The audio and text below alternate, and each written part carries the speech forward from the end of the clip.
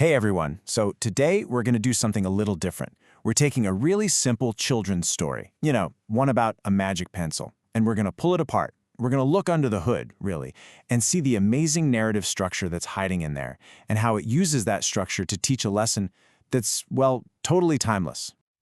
I mean, think about it for a second. What if you could do that? It's the ultimate fantasy, right? The power to create anything you want, just by drawing it. And that one simple question, that's the engine for this entire story.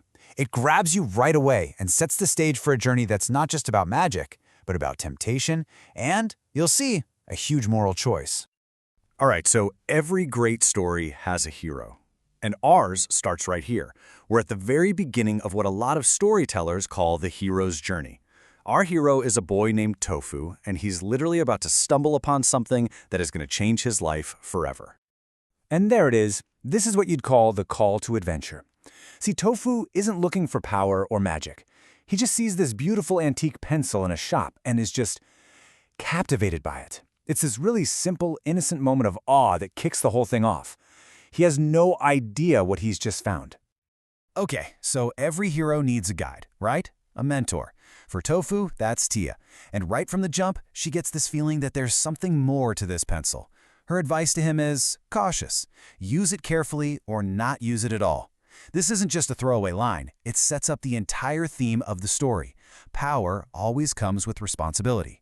That warning just kind of hangs in the air over everything that's about to happen. And here we go, our first little bit of mystery. Tofu gets home, he draws a simple leaf, and the next morning, poof, it's gone. This moment is so important. It builds this incredible suspense and shifts the pencil from just being a cool-looking object into a total enigma. What is going on with this thing?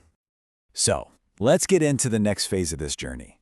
The hero's got the magic object, but now he has to figure out what it actually does.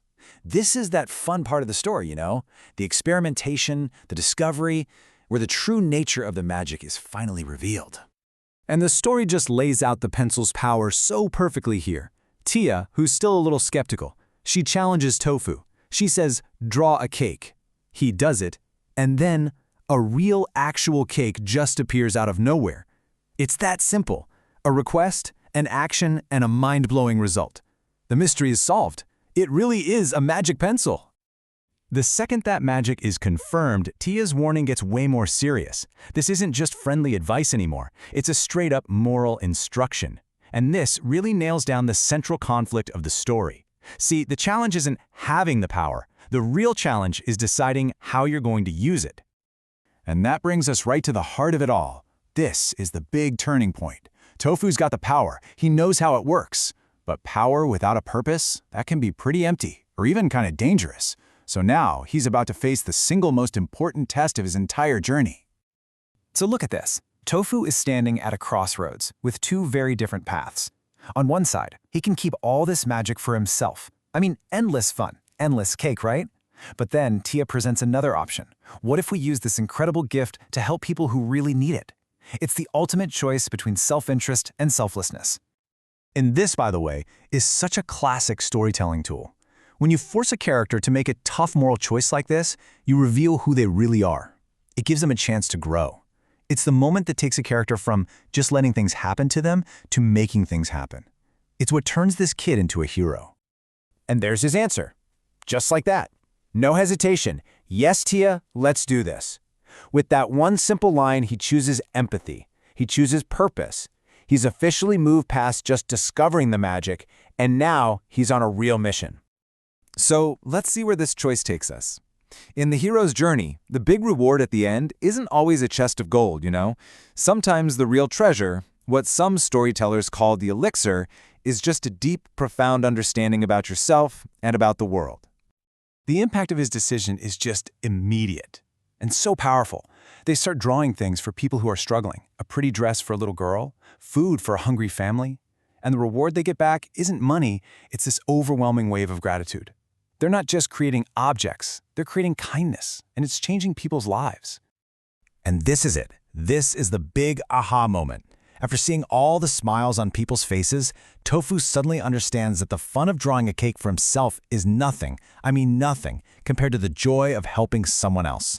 That feeling is the real lesson of the story. It's the true magic he was always meant to find. So the journey is almost over. The hero has passed his test, he's learned the lesson. But there's usually one last thing he has to do to prove that he's truly deeply changed by the experience.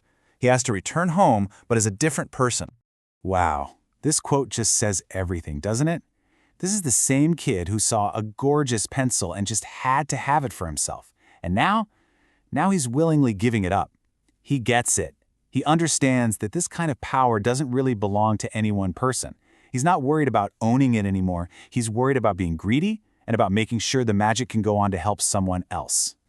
And with that one decision, his character arc is complete. He takes the pencil back to the antique shop. Tofu has finished his journey. He walks away without the magic, sure, but he leaves with something way more valuable, the wisdom that it taught him.